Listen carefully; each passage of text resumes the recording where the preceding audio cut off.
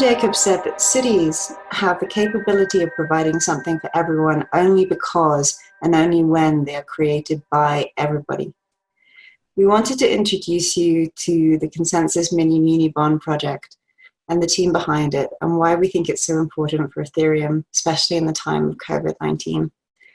We're going to start off with a few quick introductions, and then we'll kind of dive into the project and what drove us all to it.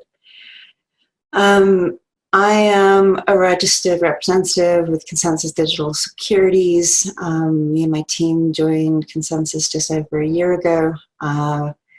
My background is 4 years in security tokens, and before that, an awful lot of global capital markets and M&A. The key thing that we always work towards, I think, is what is a good use case for a security token, and this is an excellent use case both for enterprise Ethereum and the security token as well, and that's kind of what gets me excited about the project. As ever, my words are my own. Alex, do you want to introduce yourself? Sure, thanks, Emma.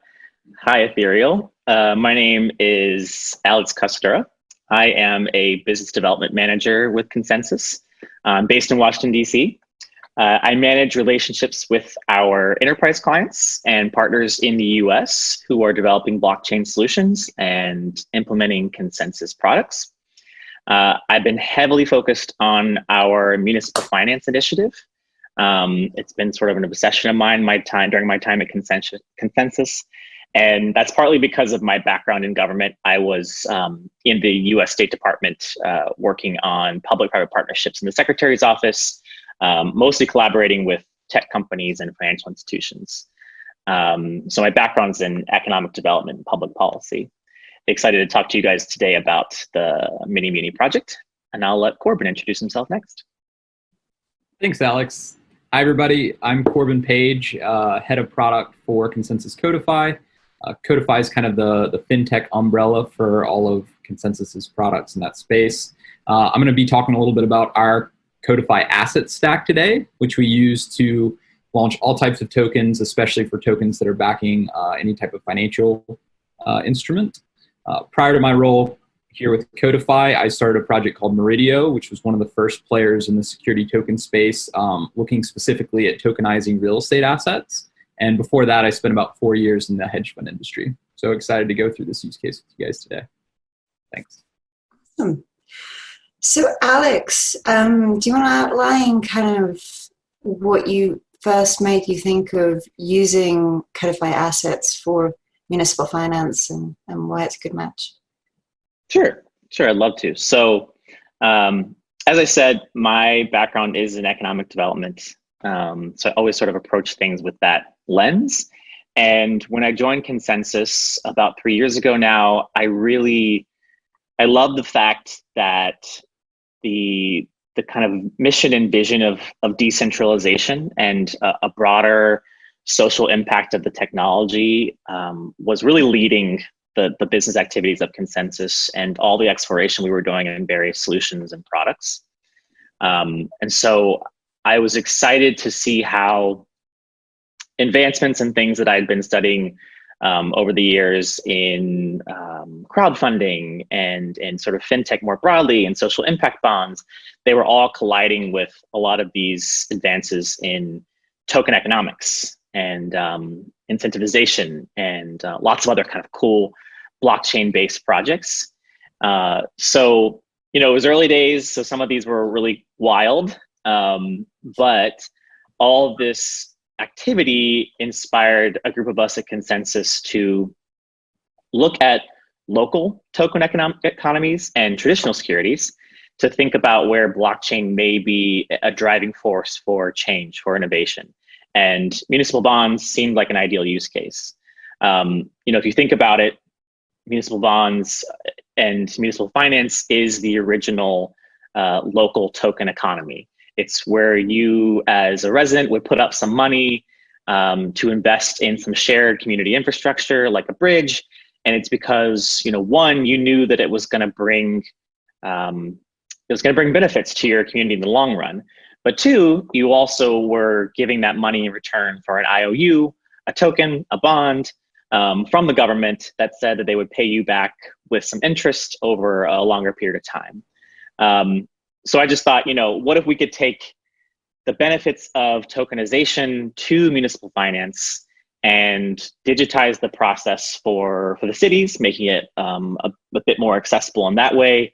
And then, also taking this idea of fractionalizing ownership so that local retail investors who weren't millionaires could buy smaller denominations, more like $500 versus $50,000 or something like that. So, many players in the ecosystem are really excited about this idea. We're not the only ones to have it, but that means it's a great idea. And it turns out that to take this sort of big idea into practice, it's very, very important to engage with financial securities experts like Emma and her team. So we're really happy to be working with them on this. And maybe actually I'll turn it back to you, Emma, to talk a little bit about your journey and tokenized securities at ConsenSys. Thank you. Yeah, it is an amazing use case, and I think it's one that, we all had great hopes for security tokens 4 years ago, and some of those have not been realized for a range of reasons. One of the most exciting things about working on this project as registered representatives is that we've been able to sort of build around us an entire ecosystem now.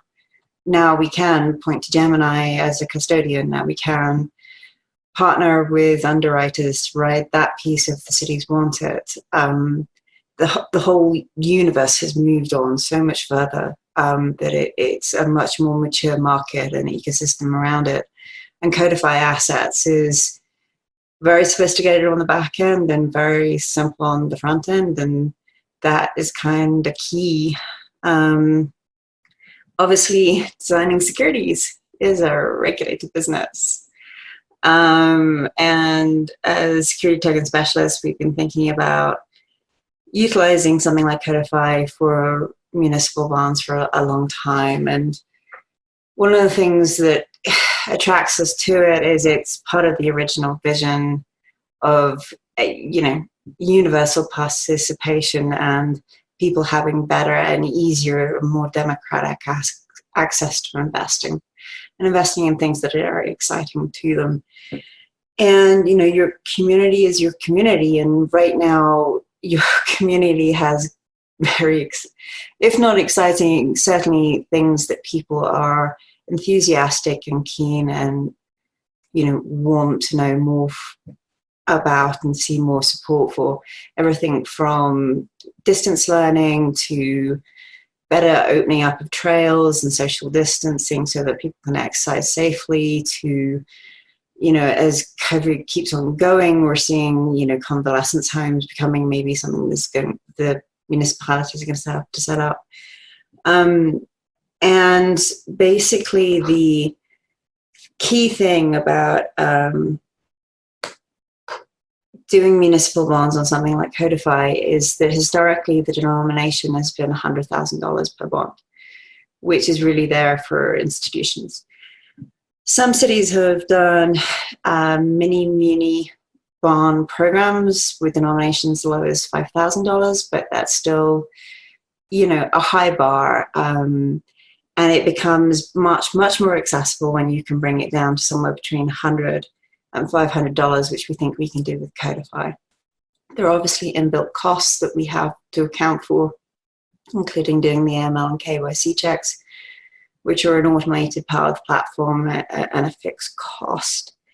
But it really does create that dream of a trustable platform that's easily usable on the front end, that has a great use case for enterprise Ethereum on the back.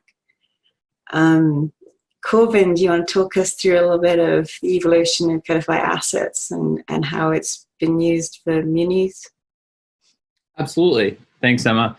So what I kind of helped out with was applying some of our existing technology within our Codefi asset stack to this new use case. So the asset stack allows you to launch, manage, and transfer any type of token back and forth. So that could be a utility token, non-fungible token, or security token. In the security token space, we had already had a lot of expertise in creating tokens to represent real estate funds or commercial real estate properties.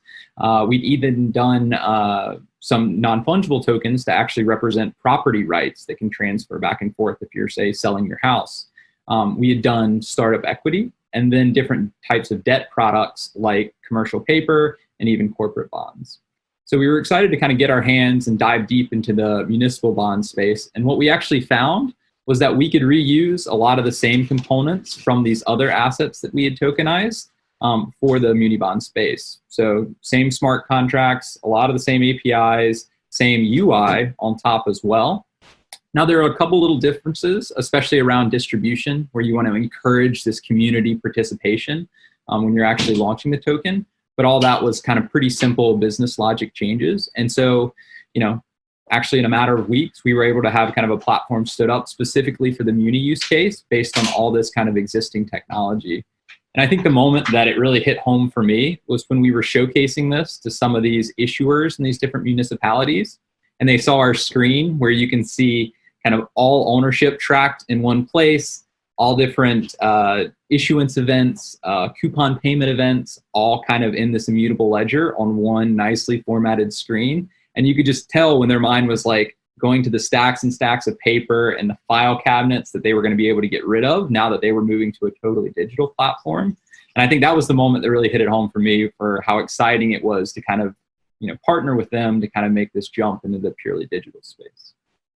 Yeah, it's a super cool aspect to it, not only because it then allows the city to take that cap table and use it to reach out and engage citizens either on that project or other projects, but also, that the historical problem with successful mini bond programs is that they're bound in paper, just as you said. And paper is, in particular, not a great thing in the time of COVID-19. We know it survives on paper for at least 24 hours.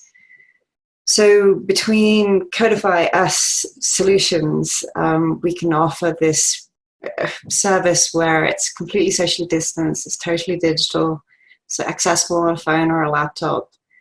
And we can do that ring fencing for the initial offering to particular zip codes to make sure that it really is residents who get the first bite. Alex, do you want to talk a little bit about what the cities have been excited about? Corbin has raised a few points there, but I know you. Yeah. I mean, I would absolutely echo both. I mean, the bigger points that you both brought up, right? It's that it's a new digital platform for them. So this is a system that hasn't seen a lot of updating in the last, let's say, century. So the digital aspect alone is a huge plus for them. So it's been really exciting to talk to various cities and states and issuing authorities about this product and about the prospect of doing a digital muni bond or digital mini muni. And of course, they're intrigued when we talk about ConsenSys and the fact that we're a blockchain software company. We always talk about the benefits of digital assets, blockchain-based digital assets. Of course, the secure and auditable ledger, programmable digital assets in general, coding and compliance.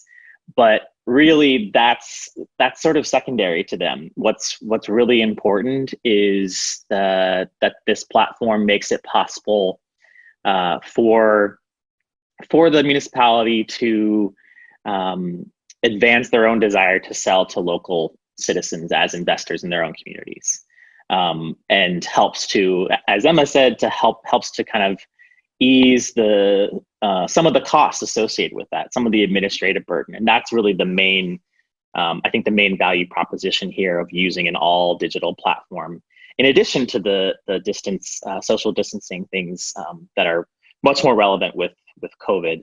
Emma, you and I recently collaborated on a piece about all the new digital education needs that are coming up in this time, and just how unprepared we sort of were as a society to deal with this and to go digital in terms of education. And so this might be a really nice supplemental way for cities to actually meet some of those financing gaps, because they are such hyper local issues that local citizens are going to care about. And I think they'd be even excited to think that they can help make something like that happen. You know, whether it's making sure that every child, every family has a computer, has broadband access, helping to finance that while also getting some small return, because it is an investment. The fact that an idea like that, where you can engage potentially hundreds or thousands of local citizens, but not have to pay the huge cost that many bond programs typically did have to pay in terms of administration, is pretty exciting, to me at least. And then when I talk to cities, that's the thing that excites them the most. Absolutely. I think it is the ability to take a product, make it accessible in the way that everyone's dreamt it should be, make it relevant to residents in the way that it was originally envisaged, but also address, you know, things that are super important in terms of social, economic, and other equitable programs, that we can drive through this. And the data as ever is king, and I think that's a powerful tool for the cities as well. Well, guys, it's been a great chat, and the magic of this has always been working with you guys. So awesome job. Agreed. Thank you. All right. All right. Thanks everybody.